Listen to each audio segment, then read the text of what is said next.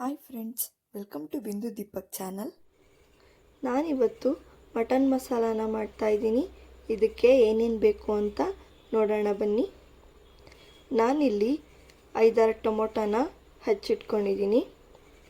4 ಈರುಳ್ಳಿನ ಉದ್ದುದ್ದಾಗಿ ಹೆಚ್ಚಿಕೊಂಡಿದ್ದೀನಿ. 3 ಆಲೂಗೆಡ್ಡೆನ ನಾನು ಸಿಪ್ಪೆ ತೆಗೆದು ಇಟ್ಕೊಂಡಿದ್ದೀನಿ. ಇದು ಶುಂಠಿ ಬೆಳ್ಳುಳ್ಳಿ ಹಾಗೆ ಕೊತ್ತಂಬರಿ ಪೇಸ್ಟು.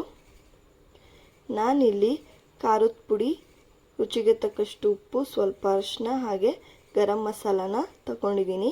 ಖಾರದ ಪುಡಿ ನಾನು ಮನೆಯದೇ ತಗೊಂಡಿದ್ದೀನಿ. ಈಗ ಒಂದು ಪಾತ್ರೆನ ಒಲೆ ಮೇಲಿಟ್ಟು ಅದಕ್ಕೆ ಒಂದು 4 ಸ್ಪೂನಷ್ಟು ಎಣ್ಣೆನ ಹಾಕೋತಿದ್ದೀನಿ.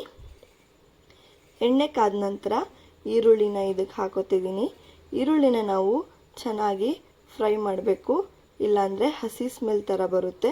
ಸೊ ಹಸಿ ಸ್ಮೆಲ್ಲೆಲ್ಲ ಹೋಗಿ ಈರುಳ್ಳಿ ಗೋಲ್ಡನ್ ಬ್ರೌನ್ ಆಗೋವರೆಗೂ ನಾವು ನೀಟಾಗಿ ಬೇಯಿಸ್ಕೋಬೇಕು. ನೋಡಿ, ಇಲ್ಲಿ ನಾನು ಗೋಲ್ಡನ್ ಬ್ರೌನ್ ಆಗೋ ಥರ ಬೇಯಿಸ್ಕೊತಿದ್ದೀನಿ. ಈಗ ಮಸಾಲೆ ಎಲ್ಲನೂ ಇದಕ್ಕೆ ಹಾಕೋತಿದ್ದೀನಿ. ಖಾರದ ಪುಡಿ, ಅರಿಶಿನ ಹಾಗೆ ಗರಂ ಮಸಾಲ, ರುಚಿಗೆ ತಕ್ಕಷ್ಟು ಉಪ್ಪು, ಇಷ್ಟನ್ನು ನಾನು ಎಣ್ಣೆಲೆ ಫ್ರೈ ಮಾಡ್ಕೊತಿದ್ದೀನಿ. ಈಗ ನಾನು ಇದಕ್ಕೆ ಟೊಮೊಟೊನ ಹಾಕೋತಿದ್ದೀನಿ. ನೋಡಿ, ಮಸಾಲೆ ಎಲ್ಲ ಬೆಂದು ಚೆನ್ನಾಗಿ ಎಣ್ಣೆ ಬಿಟ್ಟಿದೆ. ಅಲ್ಲಿವರೆಗೂ ನಾನು ಮಸಾಲೆನೇ ಬೇಯಿಸ್ಕೊಂಡಿದ್ದೀನಿ. ಅದಾದಮೇಲೆ ನಾನು ಟೊಮೊಟೊನ ಹಾಕ್ಕೊಂಡು ಬೇಯಿಸ್ಕೊತಿದ್ದೀನಿ. ನೀವು ಸ್ವಲ್ಪ ನೀರನ್ನ ಹಾಕ್ಕೊಂಡು ಬೇಕಿದ್ರೆ ಖಾರದ ಪುಡಿನ ಬೇಯಿಸ್ಕೋಬೋದು. ಇದಾದಮೇಲೆ ನಾನು 2 kg ಮಟನ್ನ ತೊಳೆದಿಟ್ಕೊಂಡಿದ್ದೀನಿ. ಅದನ್ನು ಕೂಡ ಇವಾಗ ಸೇರಿಸ್ಕೊತಿದ್ದೀನಿ. ಸೇರಿಸ್ಕೊಂಡು ನೀಟಾಗಿ ಮಿಕ್ಸ್ ಮಾಡ್ಕೋಬೇಕು. ಮಿಕ್ಸ್ ಮಾಡ್ಕೊಳ್ಳೋದು ಯಾಕೆ ಅಂದರೆ ಮಸಾಲೆ ಎಲ್ಲ ಮಟನ್ಗೆ ಹಿಡಿಬೇಕು. ಹಾಗಾಗಿ ನಾನು ನೀಟಾಗಿ ಮಿಕ್ಸ್ ಮಾಡ್ಕೊತಿದ್ದೀನಿ. ಇದಾದಮೇಲೆ ಕಟ್ ಮಾಡಿ ಇಟ್ಕೊಂಡಿರೋಂಥ ಆಲೂಗೆಡ್ಡೆನೂ ಕೂಡ ನಾನು ಇದಕ್ಕೆ ಸೇರಿಸ್ಕೊತಿದ್ದೀನಿ. ಆಲೂಗೆಡ್ಡೆ ಹಾಕೋದ್ರಿಂದ ಮಟನ್ ಫ್ರೈಯೇ ಟೇಸ್ಟೇ ಬೇರೆ ಆಗಿಬಿಡುತ್ತೆ. ಹಾಗಾಗಿ ನಾನು ಇದನ್ನು ಹಾಕೋತಿದ್ದೀನಿ. ನೋಡಿ, ಇವಾಗ ಬೇಯ್ತಿದೆ ಚೆನ್ನಾಗಿ. ಇದಕ್ಕೆ ನಾವು ಬೇಗ ಬೇಯಲಿ ಅಂತ ಒಂದು 4 ಅಡಿಕೆನ ಹಾಕೋತಿದ್ದೀನಿ.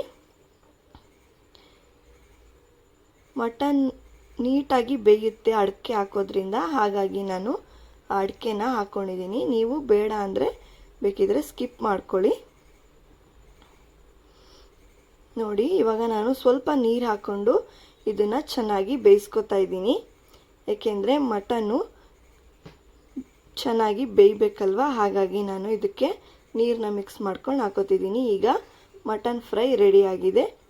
ಈ ವಿಡಿಯೋ ನಿಮಗೆ ಇಷ್ಟ ಆಗಿದರೆ ಪ್ಲೀಸ್ ಲೈಕ್ ಮಾಡಿ, ಶೇರ್ ಮಾಡಿ, ಹಾಗೆ ಮುಂದಿನ ಯಾವುದಾದ್ರೂ ವಿಡಿಯೋಗೋಸ್ಕರ ನನಗೆ ಕಮೆಂಟ್ ಮಾಡಿ. ಪ್ಲೀಸ್ ಬಿಂದು ದೀಪಕ್ ಚಾನಲ್ನ ಸಬ್ಸ್ಕ್ರೈಬ್ ಮಾಡಿ.